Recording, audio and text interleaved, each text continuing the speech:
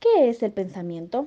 El pensamiento es una de las actividades abstractas que consiste en formar ideas y representaciones de la realidad.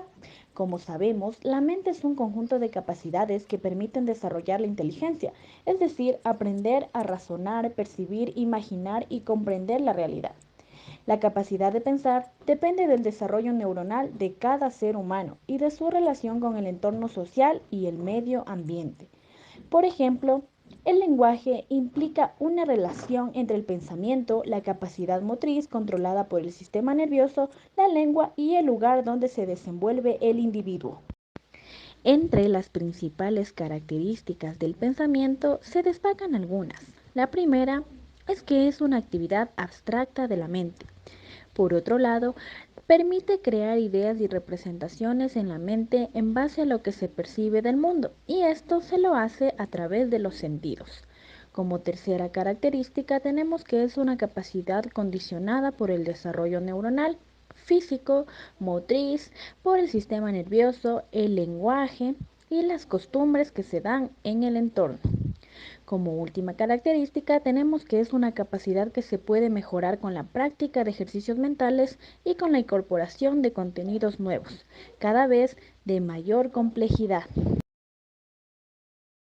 Pensamiento analítico o convergente. Es el que evalúa de forma razonable y coherente por medio de las ideas lógicas adquiridas. Se da de forma lineal y usa la secuencia ABC para encontrar una solución definitiva. Analiza cada detalle de algo o de un suceso, lo caracteriza para comprenderlo y para obtener una única respuesta o solución lógica. Se relaciona con el lenguaje, los cálculos matemáticos y la representación de la realidad. Pensamiento creativo o divergente. Es el proceso de pensamiento que pretende generar ideas creativas o soluciones en base al cuestionamiento de los conceptos y premisas adquiridas. Las ideas son generadas en una pequeña cantidad de tiempo, permite redescubrir conceptos nuevos o mejorados.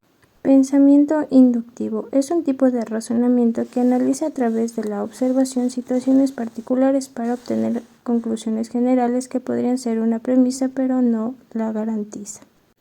Pensamiento deductivo. Es un tipo de razonamiento que se obtiene de una conclusión luego de analizar un conjunto de premisas lógicas o sucesos conocidos. También analiza situaciones generales para obtener conclusiones particulares. Como por ejemplo, tras analizar decenas de árboles de limones, se observó que pueden desprender sus frutos cuando el limón se vuelve amarillo, aunque no siempre se caen del árbol a pesar de alcanzar la madurez. La conclusión deductiva es que no todos los limones maduros se caen de la planta. Pensamiento crítico o duro. Es aquel que se desarrolla a medida de que la persona se instruye o a su vez se especializa en una temática, lo cual le permite obtener una mayor posibilidad de relaciones y asociaciones de premisas. Este tipo de pensamiento es aquel que se requiere para el desarrollo tanto científico como tecnológico o de investigación. Pensamiento histórico. Este es un tipo de pensamiento lineal basado en la memoria, que no solamente analiza las partes de la información que recopila, sino que su esfuerzo está en la acumulación de datos. El lenguaje es una estructura conformada por códigos lingüísticos que permiten expresar las emociones o representaciones mentales que crea el individuo en su mente, del mundo que percibe con sus sentidos. En sí el lenguaje no es una limitación, pero sí para la creación de ideas o representar emociones. El lenguaje es un sistema adquirido que permite expresar pensamientos y también es a través de ese sistema que la mente elabora los pensamientos. Por lo tanto, es un lenguaje que condiciona la manera de pensar.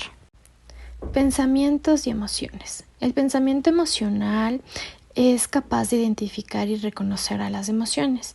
Las emociones provocan determinados pensamientos, otras veces los pensamientos generan determinadas emociones.